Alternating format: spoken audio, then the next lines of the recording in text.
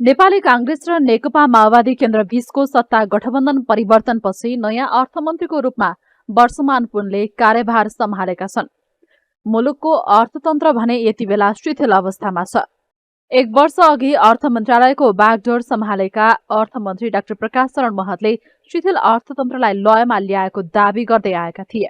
11 महिनादेखि देशको अर्थतन्त्रको जिम्मेवारी सम्हाले पनि उनले अर्थतन्त्रमा 1 खर्ब 21 अर्ब 59 करोड रुपैयाँ घाटामा पुर्याएर बाहिरिएका छन्।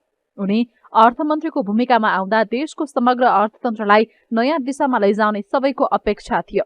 तर अपेक्षा अनुसारको अर्थतन्त्रमा सकारात्मक सुधार ल्याउन सकेनन्।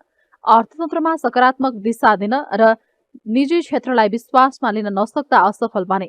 चालु आर्थिक वर्ष 2080-81 का लागि हालसम्मकै सबैभन्दा धेरै 17 खर्ब 51 अर्ब 31 करोड भन्दा बढीको बजेट सार्वजनिक गरेका थिए। तर आफूले ल्याएको बजेट कार्यान्वयन हुन नसक्ने भएपछि अर्धवार्षिक समीक्षा गरी 2 खर्ब 21 अर्ब रुपैयाँले बजेटको आकार घटाएर 15 खर्ब 30 अर्ब रुपैयाँ कायम गराएका थिए। बजेट ल्याएको 8 महिना बितिसक्दा पनि पुँजीगत खर्च 24.22% मा सीमित रहेको छ। पछिल्लो समय अर्थतन्त्रमा अनेकौं समस्याहरू छन्, तर अर्थमन्त्री पुन भने नयाँ आर्थिक वर्षको बजेट तयारीको चटारोमा छन्। चालु आर्थिक वर्षको बजेट कार्यान्वयनमा ध्यान दिन नसकिरहेकै बेला उता आर्थिक वर्ष 2081-82 को बजेट निर्माणको चटारो परेको हो। अर्थतन्त्रको बाह्य क्षेत्र सुधार भए पनि राजस्व सङ्कलन, पुँजीगत खर्च, निर्माण व्यवसायलाई गर्नुपर्ने भुक्तानी लगायतमा भएका समस्याका कारण आन्तरिक क्षेत्र समस्याग्रस्त छ। यद्यपि अर्थमन्त्री वर्षमान पुनले अर्थतन्त्रमा चुनौती भए पनि समाधान गर्न सक्ने अवस्था रहेको भन्दै सबैलाई विश्वासमा लिएर समाधान गर्ने बताएका छन्। अर्थमन्त्री पुनले आर्थिक समृद्धि, सुशासन र सामाजिक न्यायका लागि सरकारले लिएको नीतिमा सघाउ पुग्ने गरी अर्थव्यवस्थालाई अघि बढाउने प्रतिबद्धता जनाउँदै सबै क्षेत्रको मनोबल बढाउने गरी काम गर्न तयार रहेको र कोही पनि नआत्तिन आग्रह गरे। हामी सक्छौं, आशा जगाउन सक्छौं। हामी हाम्रो अर्थतन्त्रमा केही ठाउँहरूमा शिथिलता अवश्य पनि छ, केही दबाव अवश्य पनि छ। त्यो कुरोहरूलाई हामी हल गर्न सक्छौं। समस्याहरू कहाँ छन् त्यो पनि थाहा छ। त्यसो गर्दा चाहिँ यसलाई प्राथमिकताका साथ मेरो प्रयत्न प्रधानमन्त्रीको दिशानिर्देशमा, अरू मन्त्रालयहरूसँगको सहकार्यमा, अर्थ मन्त्रालयमा रहेको विज्ञ टिमको सहयोगमा यही समस्याहरूलाई हल गर्न सकिन्छ। यता नयाँ अर्थमन्त्रीको सबैभन्दा पहिलो जिम्मेवारी नै अर्थ बजारको खस्किएको आत्मबल जगाउने भएको विज्ञहरू बताउँछन्। अर्थतन्त्रलाई सबलीकरण गर्ने योजनाका साथ अर्थमन्त्रीले काम गर्न आवश्यक रहेको अर्थविदहरूको सुझाव छ। उनीहरूले चुनौतीपूर्ण बन्दै गएको अर्थतन्त्रको सबलीकरण गर्न सक्नु अर्थमन्त्रीको सफलता मानिने पनि बताएका छन्। अर्थशास्त्री केशव आचार्यले बजेटको आकार कत्रो बनाउने भन्ने प्रमुख चुनौती रहेको बताए। उनले देशको अर्थव्यवस्थालाई सही दिशा दिनका लागि पनि राजनीतिक दबावलाई छिचोल्दै अर्थनीति लागू गर्न सक्नुपर्ने बताए। साथै उनले राजस्व परिचालन तथा स्रोत व्यवस्थापनमा अर्थमन्त्रीलाई चुनौती रहेको बताउँदै उनले निजी क्षेत्रलाई विश्वासमा लिन सक्नुपर्ने चुनौती रहेको भन्दै निजी क्षेत्रको आत्मबल बढाउन सके अर्थतन्त्र चलायमान हुन सक्ने बताए। त्यस्तै पछिल्लो समय दैनिक 3000 बढी विदेशी नै युवाहरूलाई रोक्नुपर्ने चुनौती पनि रहेको उनले बताए। अर्थमन्त्रीको त धेरै चुनौती, अर्थमन्त्री मात्र नबनाउन, सरकारकै राज्यकै सामु एकदमै धेरै चुनौतीहरू छन्।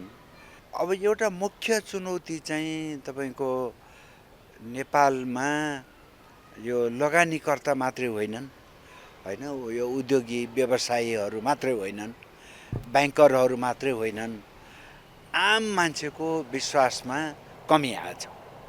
त्यही भएर मान्छे दिनको हैन 1500, 2000, 2500 मान्छे विदेश गएको चाहिँ जीविकाको खोजीमा गयो। कोही पर्यटक भएर रहरले गएका होइनन् है। त्यसैले सबभन्दा ठुलो समस्या भने चाहिँ यो विश्वास के गरी। त्यस्तै अर्का अर्थविद अनलराज भट्टराईले आर्थिक शिथिलता र कुशासनका केही श्रृङ्खलाहरूबाट समाजमा नैराश्य प्राप्त भएकोले त्यसलाई डेलिभरीको गति दिन सक्नुपर्ने अवस्था रहेको बताए। उनले निजी क्षेत्र र समाजले अपेक्षा गरेको आर्थिक सुधारको रफ्तारमा परिवर्तन गर्नुपर्ने चुनौती अर्थमन्त्री माथि रहेको बताए। उनले सरकारले बजेट बनाउँदा लिएका कतिपय नीतिगत कारणले राजस्वमा दबाव रहेकाले राजस्व सङ्कलनमा चुनौती रहेको बताए। मुलुकभित्रै रोजगारीको सृजना गरी युवाहरूलाई विदेश पलायनबाट रोक्न आवश्यक देखिएको पनि उनले बताए। अर्थमन्त्रीलाई अवसर र चुनौती दुवै भएको भन्दै दुवैलाई संयोजन गरी नीतिगत व्यवस्था गर्नुपर्ने चुनौती उनले औल्याए। यो जब अर्थ मन्त्रालयको हेड चेन्ज हुन्छ त्यसपछि नीतिगत व्यवस्थाहरू चेन्ज भइरहेको छ, त्यसलाई पनि एउटा स्ट्रिमलाइनमा लैजाने हो भने अब अर्को सबैभन्दा ठुलो चुनौती चाहिँ अहिलेको सरकारमा आउनेलाई चाहिँ के हुन्छ भने अर्थ मन्त्रालयमा विशेष गरी अर्थ मन्त्रालय बस्नेलाई स्रोतको चाहिँ परिचालन गर्ने र खर्चलाई व्यवस्थापन गर्ने। एक किसिमले हेर्नुहुन्छ भने हामीले कतिपय कुरा पोलिटिकल हिसाबले बेनिफिट लिनको लागि विभिन्न सामाजिक सुरक्षाको हिसाबले यो विभिन्न किसिमको चाहिँ हामीले भत्ताहरू वितरण गर्यौँ, करिब 250 अरब रुपियाँ जस्तो वितरण गरिरहेको छौँ। त्यसलाई चाहिँ स्रोतको अभाव छ। नेपाल उद्योग वाणिज्य महासङ्घकी पूर्व अध्यक्ष भवानी राणाले पनि अर्थमन्त्रीलाई अर्थतन्त्र सुधार गर्नुपर्ने चुनौतीका चाङ रहेको बताए। उनले अर्थमन्त्रीले सबैभन्दा पहिला बजारको मनोबल उच्च बनाएर अर्थतन्त्रलाई चलायमान बनाउनु पर्ने चुनौती रहेको बताए। त्यसका लागि आगामी वर्षको बजेट बनाएर निजी क्षेत्र मैत्री बजेट बनाउनु पर्ने पनि उनले आवश्यकता औल्याए।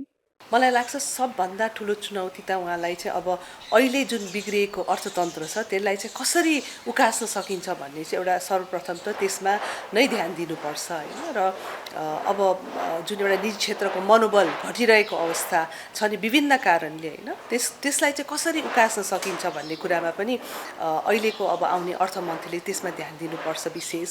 र अब 2-4 महिनामा बजेट पनि आउन लागिरहेको छ होइन। कस्तो किसिमको बजेट ल्यायो भने चाहिँ यो बिग्रेको अर्थतन्त्रलाई चाहिँ एउटा निरन्तरता दिन सकिन्छ, आगामी दिनमा चाहिँ एउटा राम्रो बाटो खुल्न सकिन्छ भन्ने कुरामा उहाँले ध्यान दिनुपर्छ। र पहिलाको बजेटबाट जुन कुराहरू आएका छन् त्यसलाई चाहिँ रिभ्यू गरेर चाहिँ उहाँले राम्रो एउटा बजेट जसले चाहिँ निजी क्षेत्रलाई चाहिँ समेट्न सक्छ। समस्याग्रस्त आर्थिक स्थितिका बावजुद मुलुकको अर्थ मन्त्रालयको नेतृत्व सम्हाल्ने रहेका अर्थमन्त्री पुनलाई चुनौतीका चाङ त्यसै छन्।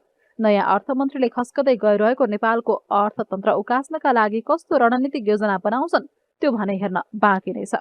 सङ्कटका बीच अर्थ मन्त्रालय सम्हाल्ने अर्थमन्त्रीलाई मुलुकको अर्थतन्त्र सही दिशानिर्देश गर्न निजी क्षेत्रको बिग्रेको आत्मबल फर्काउन मुख्य चुनौती रहेको छ।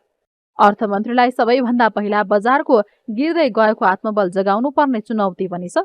यसका लागि नयाँ अर्थमन्त्रीले निजी क्षेत्रको वातावरण सहज भएको सन्देश दिन आवश्यक छ।